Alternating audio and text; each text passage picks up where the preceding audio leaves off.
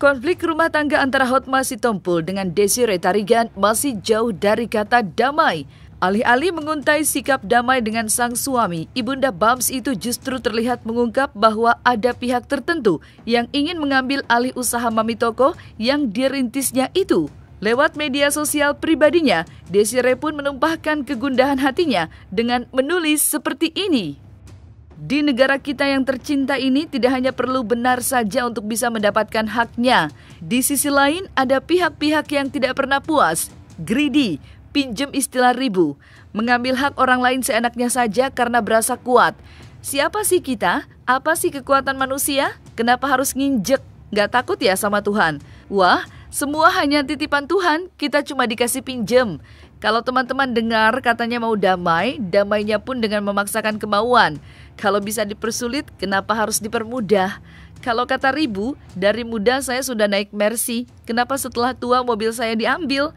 Entahlah ribu, entah terbuat dari apa ya, yang hatinya bisa merampas hak orang lain tanpa merasa bersalah, malah balik memfitnah macam-macam. Sontak, unggahan Desiree Tarigan pun menuai komentar dari netizen. Banyak netizen memberikan dukungan kepada Ibunda Bams itu. Sebelumnya, pihak Hotma Sitompul sempat mempersoalkan berangkas pribadi yang ada di dalam kamar Hotma dan Desiree. Berangkas yang berisikan dokumen-dokumen penting dan sejumlah uang berjumlah 10 miliar dikatakan dibawa serta oleh Desiree saat pertama kali keluar dari rumah. Menanggapi tudingan miring tersebut, Desiree justru mengurai pengakuan mengejutkan bahwa dirinya tak pernah menyimpan surat-surat berharga selama menikah dengan Hotma. Tidak hanya itu, Ibunda Bams itu pun mengaku bahwa ia juga tak pernah diberikan uang sebanyak 10 miliar rupiah seperti yang ditudingkan suaminya. Pada awalnya ibu dituduhnya apa? Mengambil apa? Mencuri barang-barang alat-alat dapur. Alat-alat dapur, berarti periuk masak ibu itu pun itu mau dilaporin polisi, gitu sama mereka katanya. Nah terus belakangan ini jadi apa bu yang ibu dituduh bu? Sekarang dibilang mencuri berangkas. Berangkas yang mau dicuri katanya sekarang. Nah emang ada isinya nggak sih bu sebenarnya berangkas itu bu? Berangkas itu emang punya berdua atau bagaimana? Saya punya berangkas sendiri, bapak punya berangkas sendiri. Artinya ada berangkas yang terpisah, punya ibu sendiri, berarti gitu. Oke. Emang selama ini bu, pertanyaannya, ibu pernah nggak misalnya dibukain deposito, rekening atau dikasih uang yang katanya bombastis ya, 10M kalau nggak salah Pak Muarakarta kemarin ngomongnya gitu. Nggak pernah. Sama sekali tidak pernah. Nggak pernah. Nah, jadi. Jangankan 10 miliar, surat berharga 10 juta aja nggak ada. Nah, 10 juta aja nggak ada. Pernah dikasih katanya. Untuk dibukain rekening seperti itu ya, deposito ya Bu ya. Jadi kira-kira tujuan mereka tuh menurut ibu nih, tujuan mereka itu mau laporin ibu atau apa segala macam tuh apa sih sebenarnya buat ibu? Ya mungkin nggak mau kasih saya gono gini, terus hitung-hitungan gono gini, katanya itu semua dihitung, semua alat-alat rumah tangga, dapur segala macam itulah gono gininya katanya. Jadi ibu selama perkawinan dengan Pak HS tidak pernah dibukakan rekening atau deposito yang jumlahnya kayak bombastis yang disampaikan seperti sebelah sana ya Bu ya?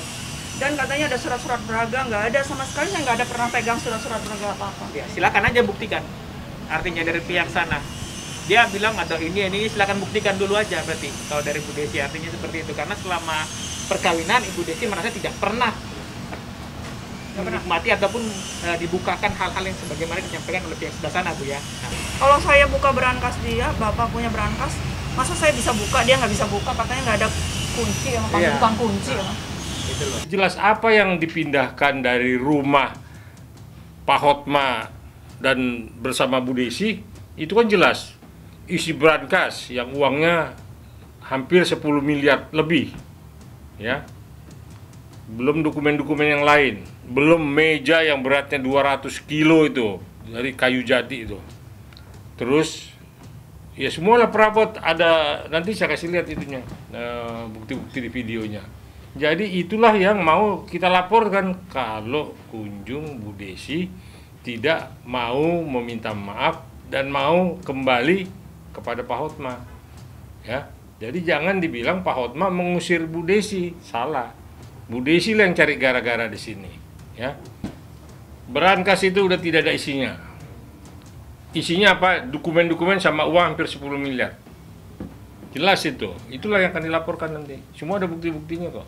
Dan saksi juga ada. Tidak hanya bukti dalam video, tapi saksi juga yang memvideokan itu ada. Jelas dalam omongan dia dan siap disumpah.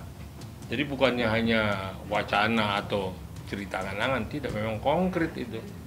Artinya pencurian itu jelas ya, artinya itu diambil tanpa seizin Pak Hotma, maka itu masuk kategori pencurian karena Pak Hotma tidak di tempat dan tidak mendapat izin. Justru itu harta bersama. Kenapa tidak izin suami? Itu kan diatur di pasal 367 KUH pidana yang dibilang harta bersama itu tidak boleh dipindahkan tanpa seizin suami atau seizin istri. Sementara itu, tanda-tanda perdamaian antara Desiree dan Hotma memang sempat tersiar. Bahkan kedua belah pihak kabarnya mulai melunak dan telah menjalin komunikasi yang baik. Namun sayang, mediasi yang diusung pengacara Otto Hasibuan itu masih belum menemui titik terang. Ya, soal siapa yang minta maaf itu nggak relevan lah sekarang ini. Kalau sudah berdamai kan itu nggak begitu penting lagi. Tapi akulah yang tahu isi WA-nya. Memang Pak Hotma dia membuka pintu untuk memang duduk sama-sama berdamai. Ini kan seperti yang tempo hari pernah saya katakan, kalau saja Ibu Desiree meminta maaf dan mau duduk sama-sama untuk berdamai, Pak Hotma welcome. Tapi tidak ada cerita yang dikatakan Pak Hotman Paris kemarin, ya Hotman Paris kemarin saya baca di itunya ya, seolah-olah Pak Hotma ini berkali-kali meminta maaf kepada Desiree. Itu nggak benar. Pak Hotma ini seorang laki-laki yang tangguh, ya, seorang laki-laki yang berwibawa dan punya segalanya. Jadi kalau dia meminta maaf seolah-olah mengemis cinta ataupun bertekuk lutut, itu tidak benar. Jadi nggak benar itu kalau Pak Hotma mendahului, ya, meminta maaf, merengek-rengek minta maaf. Nggak ada itu ya. Janganlah menjas orang seperti itu. Hati orang siapa yang tahu ya. Ini kan kita manusia, ini kan semua berbunga-bunga. Tidak semua didasarkan harta. Secara ITE rujuk. Nah, kalau bicara ITE kan medsos, rujuk ya. Tapi secara fisik mereka belum ketemu. Tapi sudah berkomunikasi by phone, by WA. Udah bagus nih, udah bagus. Meski menguntai sikap siap untuk berdamai, nampaknya pihak Desiree terlihat enggan untuk kembali ke pelukan sang suami. Hal ini pun diakui sang pengacara kondang Hotman Paris Hutapea. Benarkah Desiree menolak untuk kembali melanjutkan perjalanan rumah tangganya dengan Hotma Sitompul yang telah berjalan selama 22 tahun itu? Perkara Desiree, ya, kan Desi itu intinya salah satu syarat utama adalah harus kembali tanah ibunya yang ditembok oleh suaminya. Semula syarat itu berat dipenuhi oleh suaminya, tapi belakangan ya sepertinya sudah setuju untuk mengembalikan itu tanah. Tapi kalau untuk kembali memadu cinta sebagai suami istri, Desiree sudah mengatakan no way. Ya, si Desi sudah mengatakan tidak akan kembali lagi dalam perkawinan semula. Ya, kita belum tahu. Kalau syaratnya udah disetujui, lagi pula nggak terlalu banyak harta yang dibagi kok. Tadi kan kita bilang kita lihat dulu, kita pikir-pikir dulu. Ini kan bukan keputusan yang gampang buat saya. Saya mesti pikir dulu karena ini kan buruk banget buat wanita-wanita di Indonesia. Jangan sampai diginiin juga. Jadi saya mesti pikir-pikir juga dulu. Ya, jadi perlu waktu untuk mikir. Untuk para suami, para kaum lelaki, jangan perlakukan kami wanita seperti sampah. Udah nggak guna mungkin, udah nyusahin, mungkin di masa tua dibuang aja. Juga buat ibu-ibu, wanita, pikir 1000 kali kalau mau menikah juga. Pikirkan baik-baik.